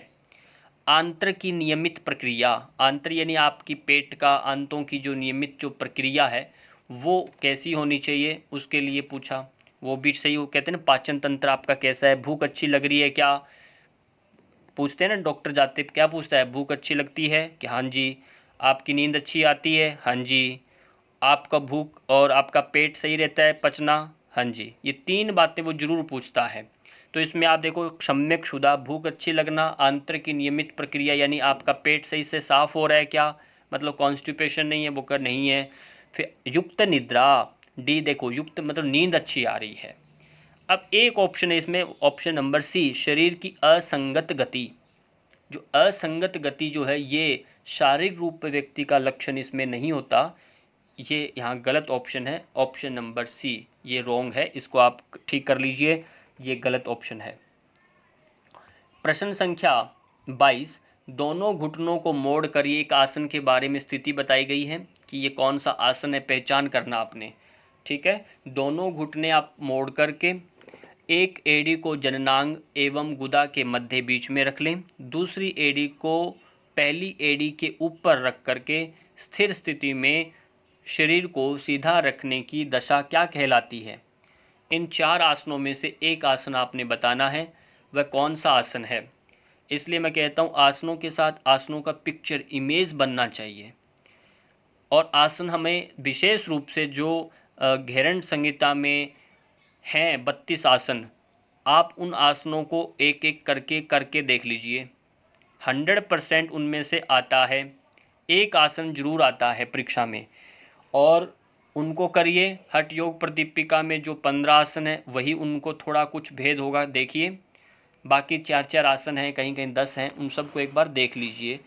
और ज़्यादा समय नहीं होता इनमें, आसनों की प्रक्रिया को पढ़ते हुए। अब इसमें ऑप्शन आप बता दीजिए, सही उत्तर इसमें है ऑप्शन नंबर डी, सिद्धासन की बात हो रही है इस आसन में। क्या है, सिद्धासन, ऑप्शन नंबर डी सही है। प्रश्न संख्या 23, वर्मी फॉर्म अपेंडिक्स किसकी अपवृद्धि है। वर्मी फॉर्म अपेंडिक्स जो है, आप अपेंडिक्स का ऑपरेशन सुना होगा ना, छोटी आंत बड़ी आंत इनका जहाँ मिलान, एक छोटा सा एक ड्यूडेनम के पास एक अंतर्हृदय है ना।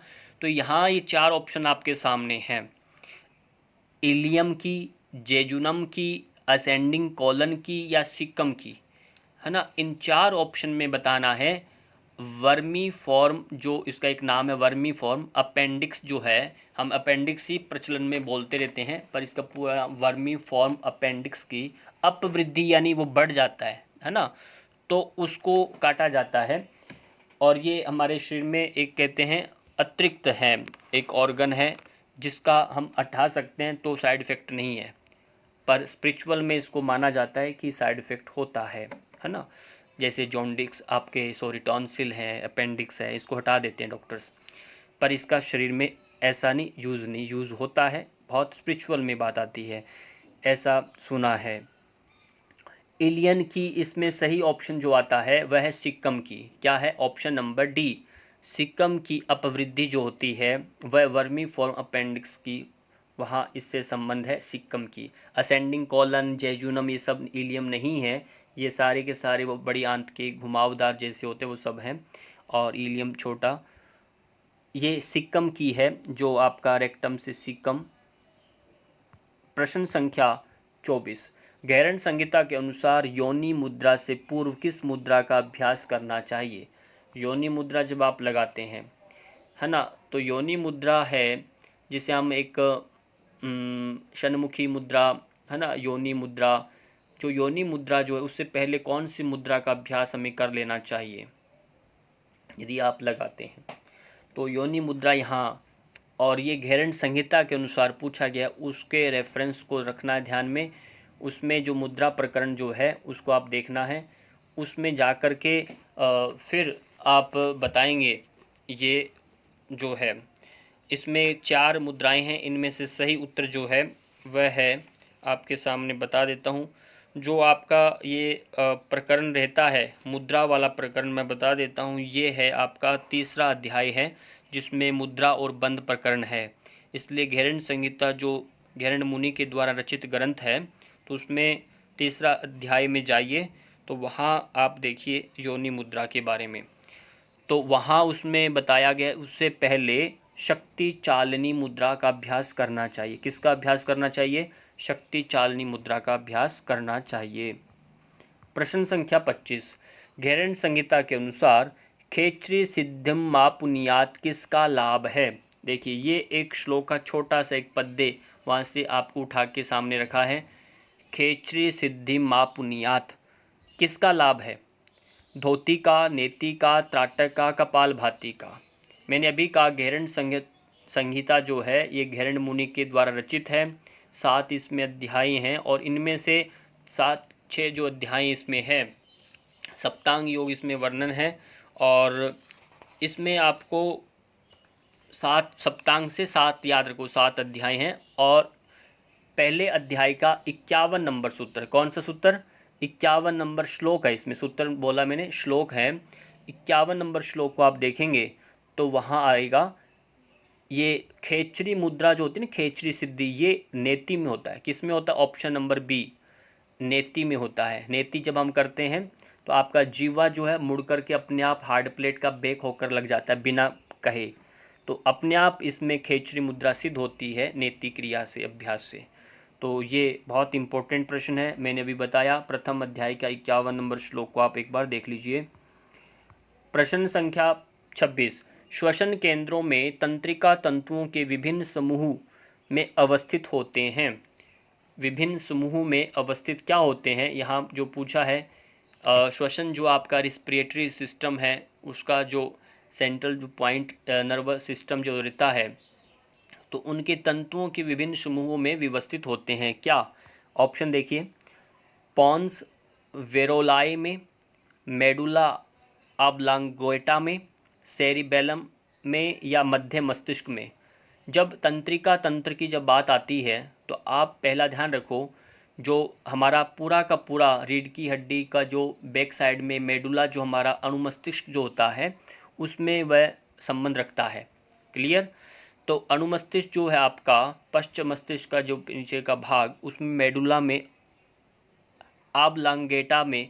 एक नंबर ऑप्शन ये ध्यान रखो, ऑप्शन नंबर बी तो एक कन्फर्म है। और पॉन्स वेरोलाई में, दूसरा है पॉन्स वेरोलाई में, इसलिए ऑप्शन नंबर ए और बी इसका सही उत्तर है। सेरिबेलम और मध्य मस्तिष्क का सही उत्तर नहीं है। स्पष्ट रखना है और इन ऑप्शनों को थोड़ा स्पष्ट कर लीजिएगा। और ऑप्शन यहाँ आपके सामने मैं दे रहा हूँ। जो नीचे 2 कथन हैं, ये फिर कथन और अभिकथन के बारे में है। अभिकथन ए और तर्क आर। अभिकथन में जो बात कही गई है वो तर्क के माध्यम से स्पष्ट होना चाहिए। चलिए तर्क अभिकथन में पढ़ते हैं। अग्निसार के अभ्यास में औदारिक गतियों की पुनरावृत्ति होती है। औदारिक जो पेट की मूवमेंट जो होता है, उधर ये मसल्स जो है उनकी पुनरावृत्ति होती है। उदर का संकोच क्षेत्र नाभि के पास होता है। उदर का संकोच क्षेत्र क्या है? नाभि के पास होता है। ये बात सही है। तर्क क्या है? औदारिक पेशियों को यानी विशेष रूप से निचला उदर पूर्ण उच्छ्वास के बाद आगे पीछे किया जाता है। उच्छ्वास मीन्स होता है एक्सेल, कंप्लीटली एक्सेल करके आगे पीछे हम करते हैं। पंपिंग जो हम करते हैं, पेट का पिचकाना छोड़ना, जो ग्रंथों में कहा सत्वारम है ना, सत्वारम 100 बार पेट को पिचकाना। फिर अगला इसमें कहा अग्निसार श्रोणी छद, श्रोणी छद जो है एवं कपालभाति वक्ष छंद से संबंधित अभ्यास है। हैम लिख दिया है ये। और श्रोणी छद मतलब कमर से कटी प्रदेश का, और दूसरा है वक्ष जो डायफ्राम के बीच का से संबंधित कपालभाति से संबंधित अभ्यास है। कपालभाति करते हैं तब ऐसा होता है, नहीं, ये बात गलत। अग्निसार एक डिफरेंट टेक्निक है जिसमें हम श्वास पूरा कंप्लीटली बाहर निकाल कर ही उड्डयन बंद में अभ्यास करते हैं, और ये एक अलग अभ्यास है। इसलिए तर्क जो है यहाँ आपकी जो बातें जो इसमें कही जाती है, ये अग्निसार, श्रोणिच्छद और कपालभाति वक्षस्थल। देखो यहाँ अग्निसार का श्रोणिच्छद के साथ तो सही है संबंध, और कपालभाति वक्षस्थल का संबंधित ये अभ्यास कराता है, ये बात भी ठीक है। पर यहाँ ए के साथ इसकी व्याख्या नहीं पूर्णतः बैठ रही, इसलिए ए आर दोनों सही और आर ए की सही व्याख्या नहीं है। स्पष्ट हुआ। इसमें थोड़ा सा अपने बुद्धि से यूज करना, आपने जो तर्क दिया जाता है वो एक को केंद्रित किया होना चाहिए बस, और उससे हटकर इधर उधर अपना उसने तर्क थोड़ा सा भी दिया तो वो रंग गलत हो जाएगा, चाहे वो कैसा अपने आप में ठीक क्यों ना हो। बस ये ध्यान रखो। प्रश्न संख्या 28, गुरु गुण की प्रधानता वाला आहार किन किन प्रकृति वाले व्यक्तियों के लिए लाभप्रद होता है। गुरु गुण, गुरु के गुण की प्रधानता वाला जो आहार है, गुरु मीन्स बाहरी गुण। अब यहाँ 4 ऑप्शन है, त्रिदोषज प्रकृति, वातज एवं कफज प्रकृति, वातज एवं पितज प्रकृति, और चौथा है पितज एवं कफज प्रकृति। एक ऑप्शन आपने सही बताना है। गुरु भारी जो भोजन होता है वो हमें किन को देते हैं, है ना, किसको देना है। और इन वात पित्त कफ जो प्रकृति वाला जो भोजन होता है, इनको आप पंच जो तत्व होते हैं हमारे, उनमें बांट लेना है। जो वात पित्त कफ जो हैं, इनको पंच तत्वों में भी बांट लेना है, किन किन से मेल से बनते हैं। तो यहाँ गुरु गुण की प्रधानता वाला आहार पूछा है, किन व्यक्तियों के लिए लाभदायक होता है। अब त्रिदोषज प्रकृति का एक है ऑप्शन, तीनों दोष यदि हैं तो ये तो देखो उसमें गुरु भी आएगा, तो ये नहीं हो सकता, है ना। उसमें क्या आएगा, गुरु भी आएगा, ये नहीं हो सकता। फिर वातज एवं कफज प्रकृति है। अब कफज ऑलरेडी आ गया, तो कफ गुण वाला तो उसको देना ही नहीं है। तो कफ वाला जो ऑप्शन जो दिख रहे हैं, पितज और कफ, ये तो वैसे ही गलत हो जाएंगे, क्योंकि कफ वाले को कफ का ही भोजन देंगे, वो कैसा लाभ देगा। तो बचा क्या, वातज एवं पितज। तो ये ऑप्शन जो है, ऑप्शन नंबर सी, ये सही है। स्पष्ट हुआ।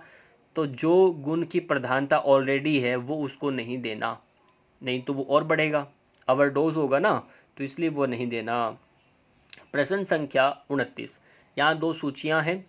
सूची में एक तरफ तो उपनिषद के कॉन्सेप्ट्स दिए हैं और दूसरी तरफ उपनिषद का नाम दिया है। आपने बताना है ये कॉन्सेप्ट जो है, प्रकरण जो है, ये किस उपनिषद से संबंधित है। सूची 1 का 2 से 7 मेल कराना है।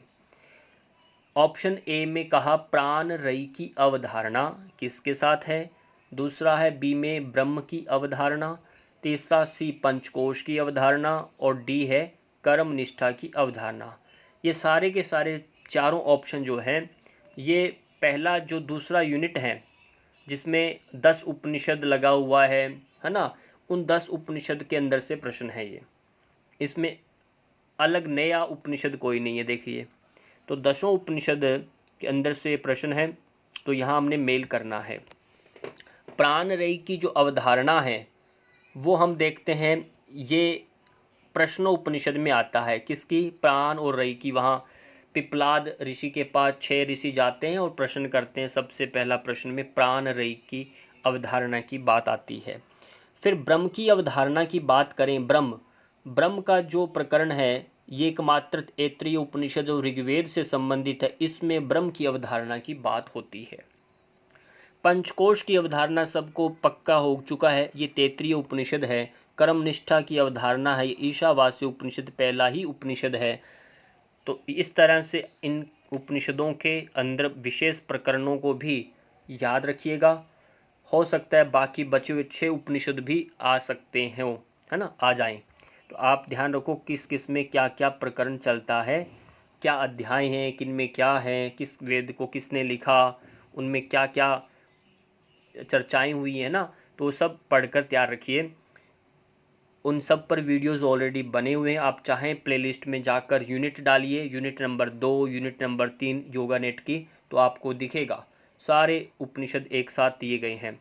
निम्नलिखित योगाभ्यास को घेरंड संहिता के अनुसार उचित क्रम में व्यवस्थित करना है। अब देखो वही बात जो आई है यहाँ, कहा यदि योगाभ्यास यदि आपको करना चाहते हैं तो आप घेरंड संहिता के अनुसार उचित क्रम व्यवस्थित करें कि भाई पहले हमें क्या करना है ना, फिर उसके बाद ये करें, फिर ये करें।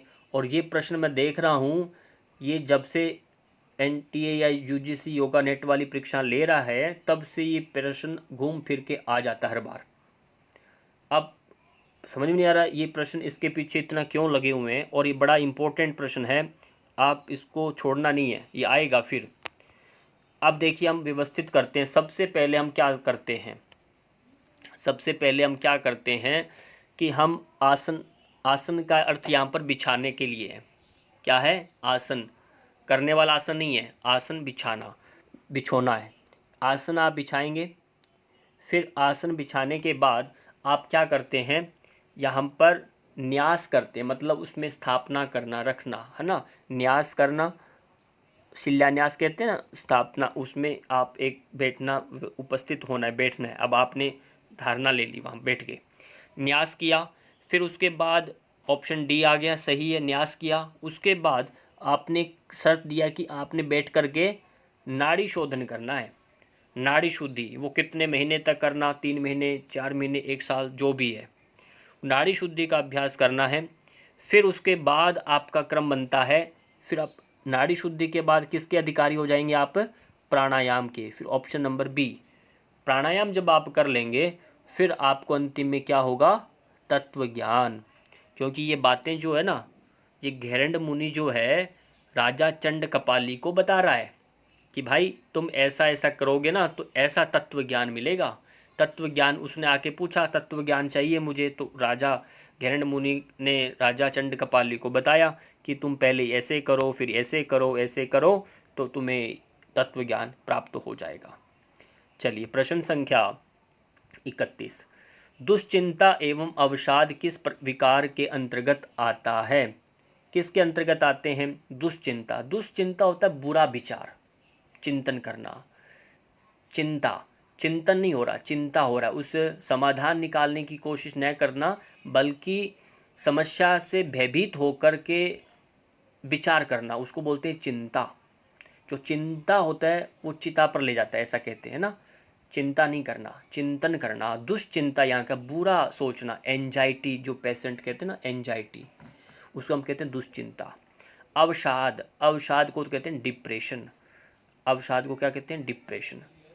तो ये दोनों बातें ध्यान रखना। दुश्चिंता जिसे हम कहेंगे, चाहे आप चिंता ज़्यादा बिगड़ गया, और अवसाद किस विकार के अंतर्गत आते हैं? शारीरिक विकार तो देखो फिजिकली विकार है क्या, बताओ?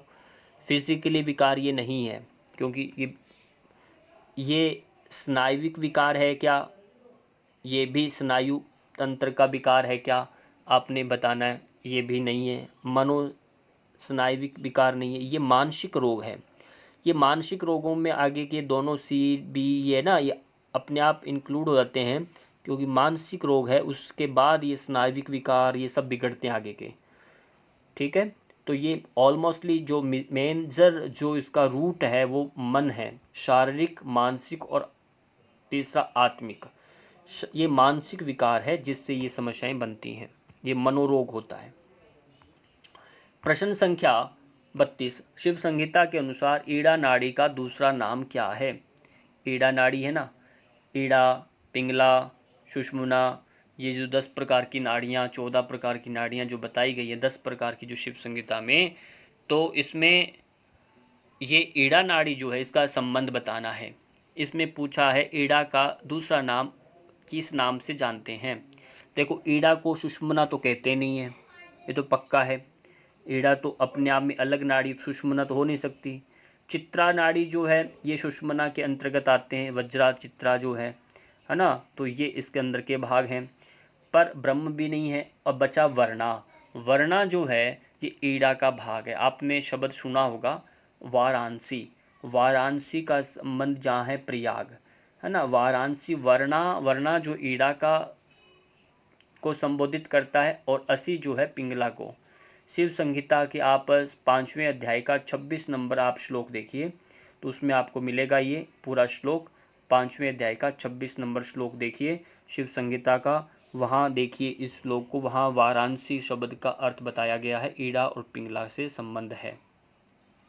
प्रश्न संख्या 33, प्रश्नोपनिषद के ऋषि कौन है। अब आ गया प्रश्न, मैंने पहले ही बताया था, और जो जानते हैं विद्यार्थी उत्तर दे सकते हैं कमेंट करके फटाफट, क्या है इसका उत्तर, है ना। और इसका उत्तर बता सकते हैं, गर्ग मुनि है, जैमिनी है, वशिष्ठ, पिपलाद है, या आप बताओ। इसके प्रश्नोपनिषद में 6 प्रश्न हैं, शटोपनिषद भी कहते हैं, षट प्रश्नोपनिषद को क्या कहते हैं, शटोपनिषद, 6 प्रश्न है, षट प्रश्नोपनिषद है। तो ये इसके ऋषि हैं, ऑप्शन नंबर डी, पिपलाद ऋषि हैं इसके। सही उत्तर क्या है, पिपलाद ऋषि। नेक्स्ट प्रश्न 34, राइबोफ्लेविन की कमी से कौन सा रोग होता है।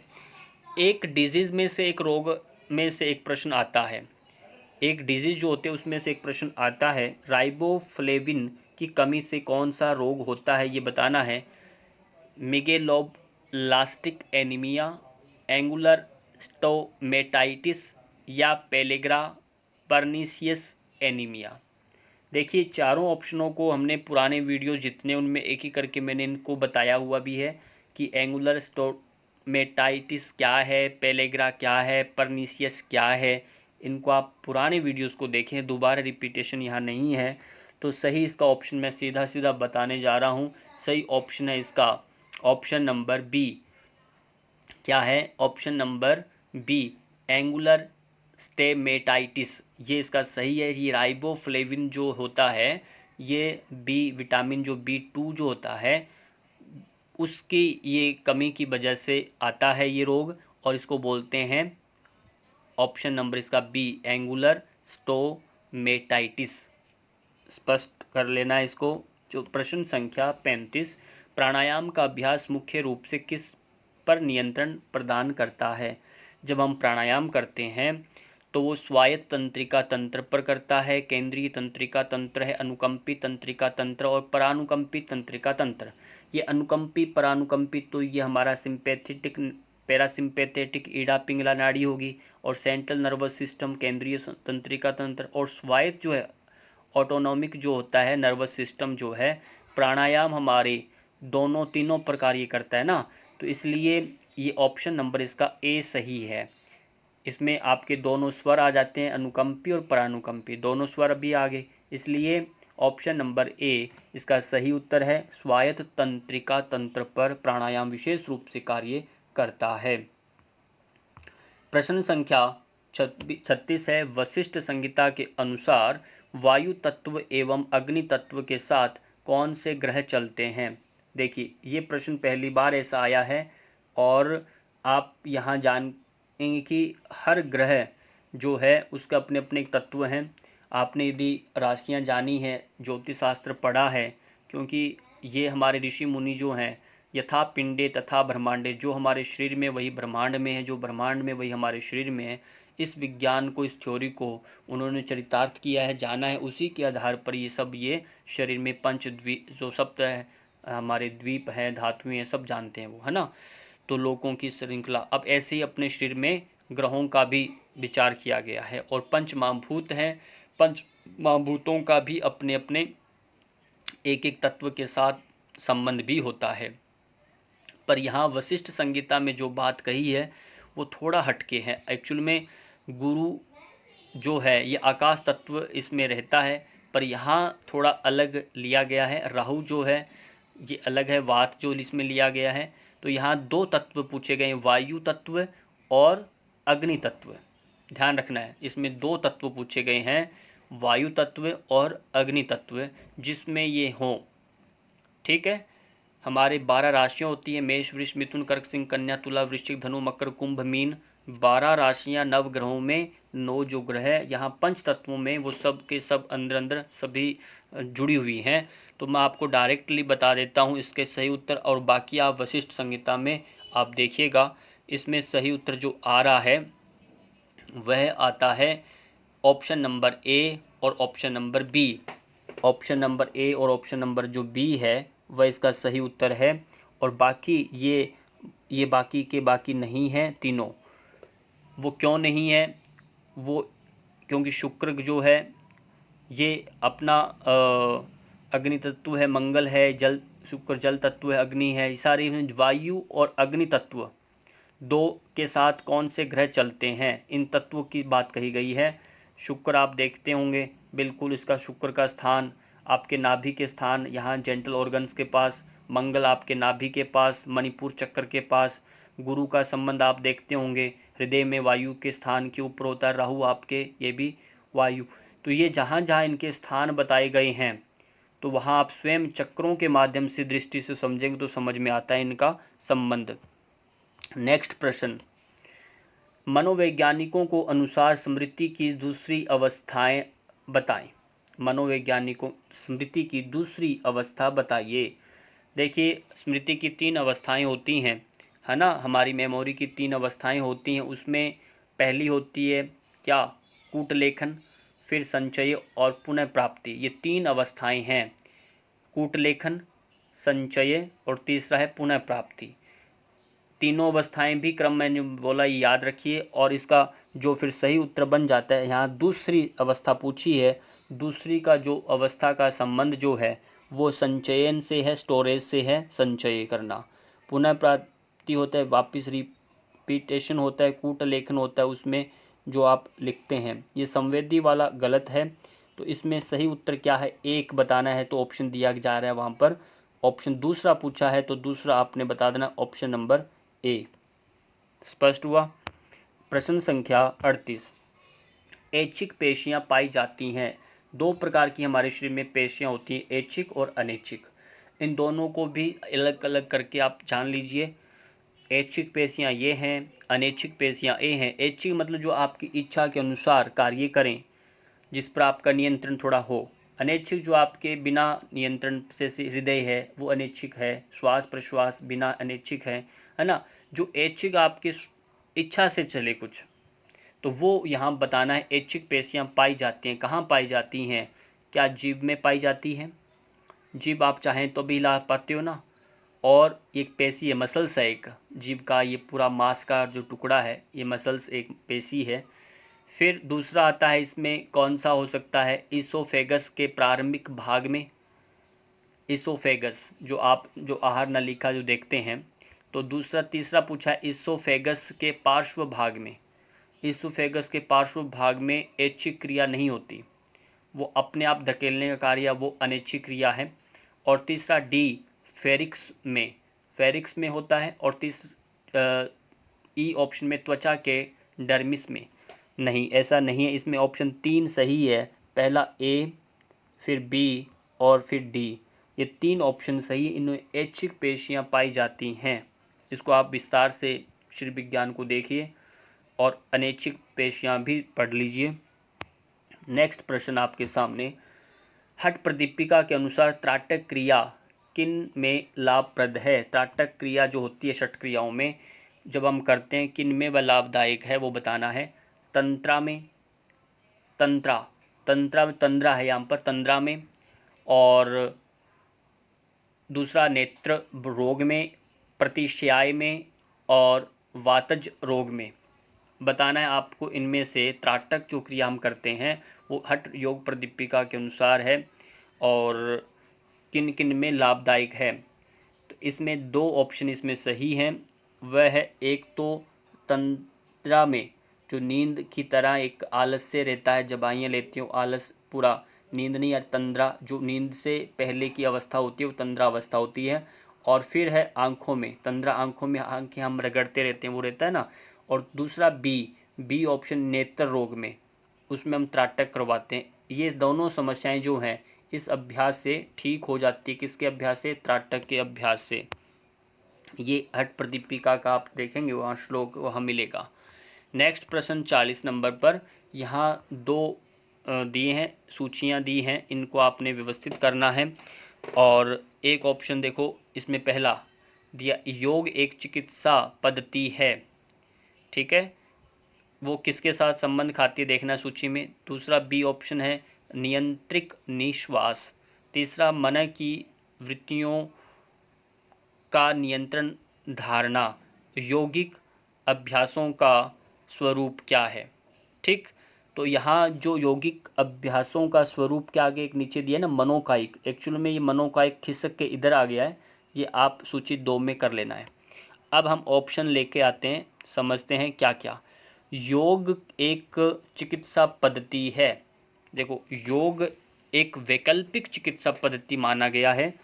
पूर्ण एक्चुअल में ये योग जो है क्या है, अब यहाँ वैसे देखा जाए तो ये यहाँ उत्तर इसमें दिया गया है, योग एक चिकित्सा पद्धति है ना। योग क्या है? योग एक चिकित्सा पद्धति है। ये एक आपने ध्यान रखना है, इसको यहाँ भ्रामक के अंदर लिया गया ऑप्शन नंबर यहाँ देख लेना है, जिसका साथ संबंध बनता है। योग एक चिकित्सा पद्धति नहीं है, ये एक वैकल्पिक चिकित्सा पद्धति है। और ये चित्त के योगेन चित्तस्य पदेन वाचा, इस श्लोक को आप थोड़ा याद रखिएगा। योगेन चित्तस्य, योग चित्त का शोधन करता है। पदेन वाचा मलम शरीरस्य च वेद्यकेन, मल रूपी शरीर का शोधन कौन करता है? वेद्य करता है, न कि योग। योग एक आपका मनोकायिक यानी शारीरिक मानसिक चिकित्सा पद्धति विशेष रूप से चित्त पर कार्य करता है, तो ये उससे बढ़कर है। बल्कि पर ये चिकित्सा होता है, मतलब आपका फिजिकली जो ट्रीटमेंट होता है जिसमें आपका कोई भी शल्य चिकित्सा वो नहीं है इसमें। ये एक भ्रामक धारणा है, कहीं गलती से कोई भी आप जब भी क्लास लेते हैं तो स्पष्ट किया करें, योग एक चित्त शोधन का चिकित्सा है। ये योगेन चित्तस्य, योग चित्त का शोधन करता है, शरीर का नहीं करता।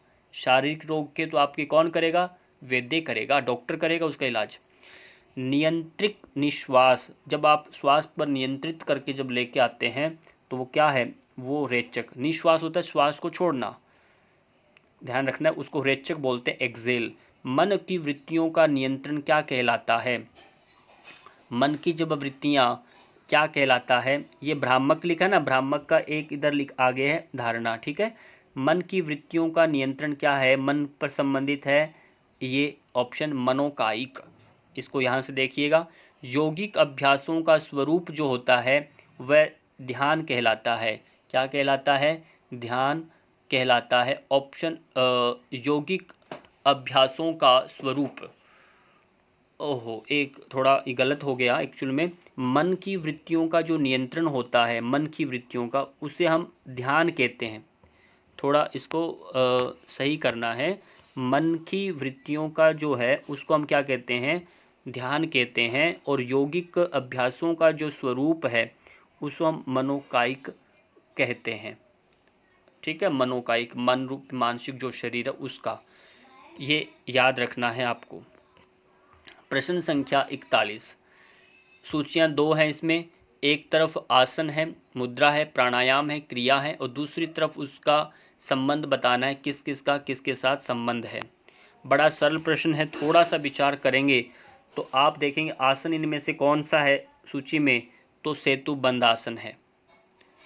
सेतु बंद इसलिए दिया है कहीं आप इसको बंद ना जान ले, है ना, थोड़ा कंफ्यूज करता है एग्जामिनर भी कि सेतु बंद, आसन लिख देता तो समझ जाते, पर सेतु बंद लिख दिया, तो सेतु बंद जो है ये आसन है। मुद्रा जो है यहाँ विपरीत करनी लिखा, क्यों विपरीत करनी हम आसन की दृष्टि से देखते हैं कि ये आसन होता है एक तरह, ये सोच रहे हैं एक सर्वांग आसन सा कर रहे हैं ना, तो मुद्रा क्या है? एक विपरीत करनी मुद्रा है ये। प्राणायाम इसमें देखेंगे तो आप कंफ्यूज हो जाएंगे, बोलें कपालभाति है, पर देखो फिर इसने होशियारी की है एग्जामिनर ने, फिर प्राणायाम क्या है? सूर्य भेदी। और क्रिया क्या है? कपालभाति, ये षट क्रम में आता है। तो इस तरह से थोड़ा अवेयरनेस के साथ अब प्रश्नों को सॉल्व करना है।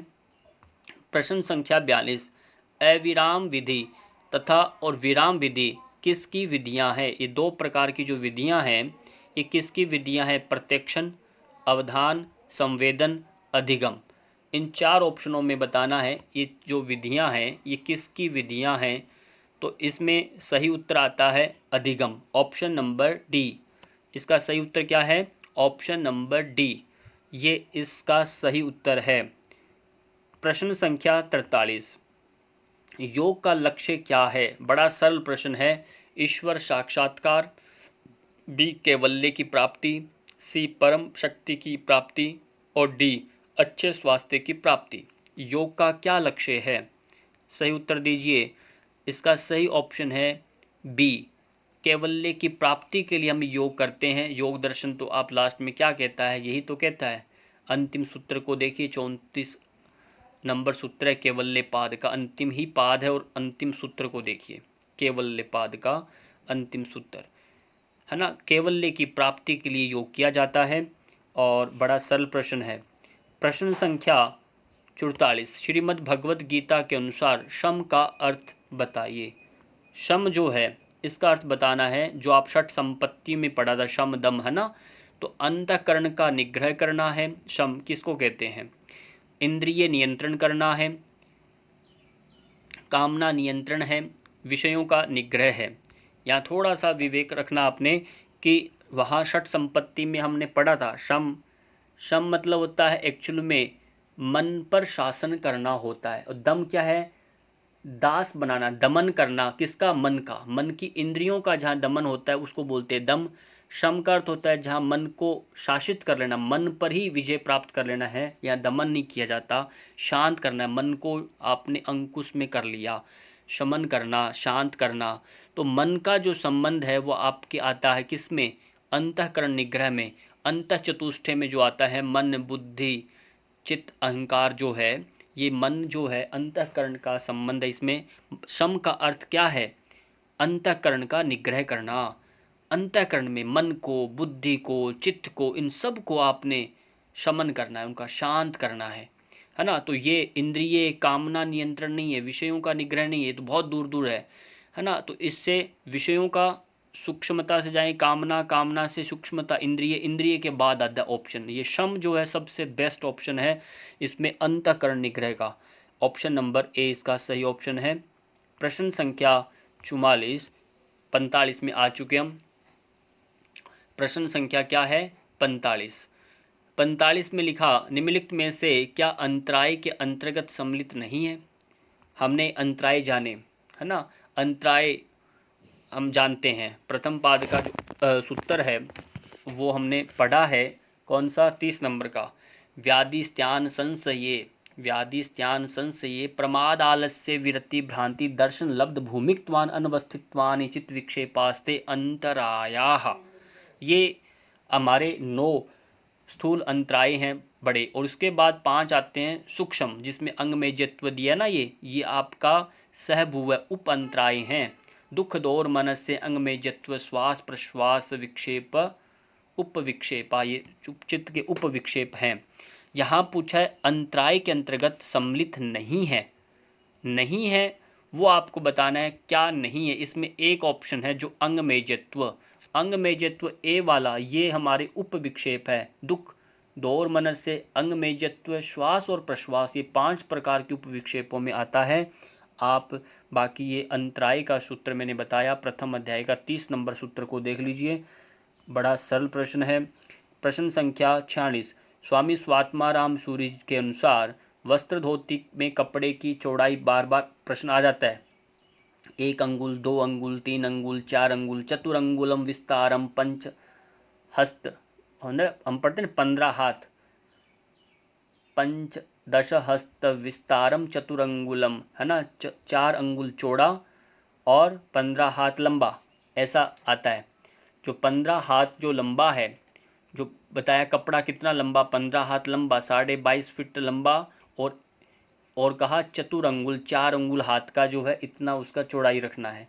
तो ये ध्यान रखिए, 4 अंगुल के यहाँ प्रश्न जो है ये चौड़ाई बताई गई है। ये सही ऑप्शन है, ऑप्शन नंबर डी। प्रश्न संख्या 47, यहाँ 2 ऑप्शन दिए गए हैं। एक तरफ है धर्म अज्ञान वैराग्य ऐश्वर्य, और दूसरी तरफ उसके बताया संबंध। ये धर्म ज्ञान वैराग्य ये अष्ट सिद्धियाँ हैं। और अष्ट सिद्धियों में धर्म ज्ञान जो है ये आपकी सात्विक सिद्धियां हैं, और एक होती है तामसिक, जिसमें इससे विपरीत होता है। धर्म का धर्म, ज्ञान अज्ञान हो जाता है, वैराग्य वैराग्य, ऐश्वर्य अनैश्वर्य हो जाता है। तो उससे विपरीत यहाँ सात्विक की बात कही है। सात्विक का संबंध किसके साथ है वो एक एक करके हम अभी जानेंगे। सही इसका उत्तर भी समझते हैं। पहला आता है धर्म। धर्म का संबंध किसके साथ है? धर्म जो है, धर्म का संबंध जो है किसके साथ है। और ये प्रश्न वैसे बता देते हैं, अष्ट जो बुद्धि की जो प्रकार हैं ये सांख्य दर्शन जो है ना, सांख्य योग दर्शन, सांख्य कारिका जो है उससे संबंधित है। 45 नंबर की जो कारिका आप देखिए तो वहाँ ये सब मिलता है। वहाँ एक दो धर्म का जो संबंध बताया है, धर्म से आदमी क्या है, ऊपर ऊर्ध्वगमन होता है कि नहीं, उत्थान हो जाता है। ऊर्ध्वगमन ऊपर गमन, ऊपर की ओर जाने लगता है, अग्नि की तरह होता है। धर्म क्या है, अग्नि की तरह है, आदमी को ऊपर उठाता है। ज्ञान क्या है, ज्ञान व्यक्ति को, ज्ञान जहाँ बताया अपवर्ग, अपवर्ग कहते हैं मोक्ष प्राप्ति को, एक नाम है अपवर्ग। ज्ञान से हम मुक्ति का मार्ग प्रशस्त होता है। ऋते ज्ञानान मुक्ति, ऋते ज्ञान, ऋत मतलब सत्य ज्ञान से मुक्ति का मार्ग प्रशस्त होता है। वैराग्य, वैराग्य किससे लेना है, वैराग्य का जो अर्थ यहाँ पर लिया गया है वैराग्य का, तो वैराग्य यहाँ है जो वैराग्य, वैराग्य जो लिया है प्रकृति लय। वैराग्य क्या है, प्रकृति लय। प्रकृति लय को क्या कहते हैं, वैराग्य कहते हैं। अब वहाँ आपने प्रकृति लय जो सब पढ़ते हैं, योग दर्शन में भी तो आता है ये सब है ना, तो वहाँ प्रकृति लय। और वहाँ ऐश्वर्य, डी का ऐश्वर्य जो है, ऐश्वर्य सब सिद्ध से अविघात कहा, कोई उसको बाधित नहीं होता, अविघात है। कोई विशेष घात, घात बोलते हैं चोट लगना, शरीर पर कोई भी आघात होना, पर इसमें अविघात है, कोई चोट चाट नहीं लगना, मतलब समत्व की स्थिति, ऐश्वर्य। ये चार जो है अष्ट सिद्धियों में चार हैं, ये सात्विक सिद्धियां हैं और बुद्धि के प्रकार हैं चार। नेक्स्ट प्रश्न आपके सामने 48 नंबर, योग सूत्र के अनुसार, ये दो फिर बड़ा मेलान करना है। अब देखिए सूत्र के सूत्र ही आ रहे हैं, और जब तक आप 195 सूत्र नहीं पढ़ेंगे तो आपको समझ में नहीं आएगा कौन सा सूत्र किस अध्याय का किस पाद का है। तो ये प्रश्न के प्रश्न सीधे आ रहे हैं, तो आपका एग्जामिनर भी चाहता है कि आप सब सूत्रों को पढ़ें और याद करें। ऑप्शन देखिए ए, तत्परम पुरुषार्थ गुण वैतृष्यम में ये सूत्र पहले आ चुका है, तो ये संबंध आप देखेंगे पहला ही अध्याय है, समाधि पाद से संबंधित है ये, और पाद इधर आ गया दूसरी तरफ थोड़ा इधर से, हाँ, तो ये पहला पाद है समाधि पाद का। समाधि पाद में जो पहला ऑप्शन है ये आप देखिए, प्रथम अध्याय का 16 नंबर सूत्र, प्रथम अध्याय का 16 नंबर। दूसरा आता है वितर्कवाद ने प्रतिपक्ष भावनम, वितर्कवाद ने प्रतिपक्ष भावनम, ये साधन पाद से संबंधित है। दूसरा अध्याय साधन पाद से संबंधित है, और ये दूसरे अध्याय का 33 नंबर सूत्र है, 33 नंबर सूत्र है, वितर्कवाद ने प्रतिपक्ष भावनम। प्रत्यय पर चित्त ज्ञानम, ये प्रत्यय से दूसरे के चित्त का ज्ञान ये केवल इसमें विभूति पाद में ही संभव है। किसमें है ये, विभूति पाद में आता है। यहाँ विभूति पाद इधर दिया है और विभूति पाद में आता है। और कौन सा नंबर सूत्र है, 19 नंबर सूत्र है, तीसरे पाद का 19 नंबर। कर्मा शुक्ला कृष्णम योगिन स्त्रीविधम इतरेशम, ये सूत्र जो है ये केवल्य पाद का है, और 7 नंबर सूत्र को देखेंगे तो ये सूत्र आपको मिलेगा। इस तरह से सूत्रों की संख्या मैंने बताई है, और आप इन सूत्रों को सबको याद करिए। प्रश्न संख्या आगे, श्वेताश्वतर उपनिषद के अनुसार इनमें से किसके द्वारा परम कारण स्वरूप परमात्मा ज्ञेय है, किसके द्वारा परम कारण स्वरूप परमात्मा ज्ञेय है। बताना है राजयोग, सांख्य योग, कर्म योग, लय योग, ये चार, इनमें से ऑप्शन बताना क्या है, परम कारण स्वरूप परमात्मा ज्ञेय जाना जा सकता है, ऐसा कौन सा मार्ग किसके द्वारा बताया, श्वेताश्वतर। और श्वेताश्वतर उपनिषद एक ऐसा है जिसमें सांख्य योग का प्रसंग आता है, बात ध्यान रखिएगा। ये भी श्वेताश्वतर उपनिषद में सांख्य का संबंध बनता है, इसलिए स्पष्ट हो गया होगा आपका इसका उत्तर, ऑप्शन इसका बी सांख्य योग सही उत्तर है इसका, सांख्य योग। सांख्य योग में हमारे पाठ्यक्रम में 2 अध्याय हैं, दूसरा और छठा, और ये छठे अध्याय का ही प्रकरण है, 13 नंबर का गद्य वहाँ पर देखिए तो उसमें आएगा सांख्य योग का ये बात जो इसमें बताई जा रही है ना, परम कल्याण स्वरूप परमात्मा ज्ञेय है, किसके द्वारा वहाँ बताया गया, सांख्य योग के द्वारा, है ना। तो ये सांख्य योग सबसे प्राचीन अपना दर्शन है कपिल मुनि का, ये ध्यान रखिए। 50वां प्रश्न, इस पूरे 100 प्रश्नों का बीचों बीच में आ गए हैं, आधे प्रश्न हम पढ़ने पूरे हो रहे हैं, और जो विद्यार्थी अभी तक जुड़े हुए हैं, जो देख रहे हैं, उनका बहुत बहुत धन्यवाद। और बहुत अच्छा लगता है जब आप लास्ट तक बने रहते हैं। 50 नंबर है मनो उन्मनी, मन की उन्मनी की स्थिति में प्राण किस नाड़ी में बहता है। प्राण हमारे हमेशा 10 नाड़ियों में से विशेष रूप से जो 2 नाड़ियाँ दिखती हैं, नाड़ी दायां बायां नाक का, लेफ्ट राइट जो नोस्ट्रिल, इनमें तो पता चल ही जाता है हमें कौन सा चल रहा है। तो यहाँ विशेष रूप से ये बातें यही वही है कि ईड़ा नाड़ी में या पिंगला नाड़ी या सुषुम्ना नाड़ी या ईड़ा एवं सुषुम्ना नाड़ी दोनों में। तो आपको ये बताना है इन दोनों में, इन चारों ऑप्शनों में सही उत्तर बताना है। मन की उन्मनी जो एक अवस्था है, मन मतलब एक अवस्था ऐसी है जो मन न तो लेफ्ट है न राइट है। क्या है मन, क्या है, न लेफ्ट है न राइट है। तो मन कहाँ है, बीचों बीच तटस्थ है, बीच में। और बीच में कब होगा, जब दोनों नाड़ियाँ चलेंगी। ईड़ा और पिंगला दोनों समान रूप से प्रवाह करेगी। हठ योग का जो उद्देश्य है, हकार कथ्यते सूर्य ठकार कथ्यते चंद्रमा है। हठ बिना न राजयोगम, राजयोग बिना न हठ योग सिद्ध्यति। हठ का जो मतलब जो स्पष्ट कह रहा है वही यहाँ कह रहा है सुषुम्ना नाड़ी। सुषुम्ना नाड़ी के समय मन उन्मनी की स्थिति में होता है। प्राण किस नाड़ी में बहता है, सुषुम्ना नाड़ी में। Option number C. ये हमने प्रश्न किया। अब प्रश्न संख्या 51 आ चुकी है। ये अपना वीडियो बड़ा हो जाएगा और हम अब इसी को यहाँ विराम देते हैं, मतलब 50 पर। पार्ट 1 करके पढ़ेंगे और पार्ट 2 करके हम 50 प्रश्न कल नेक्स्ट वीडियो में देखने वाले हैं। और अभी जितने विद्यार्थियों ने इसमें पार्टिसिपेट किया, देखा, उन सब का बहुत बहुत हृदय से धन्यवाद। नेक्स्ट कल की वीडियो के लिए ज़रूर मिलिएगा पार्ट 2 में। तब तक के लिए बहुत बहुत सबका धन्यवाद।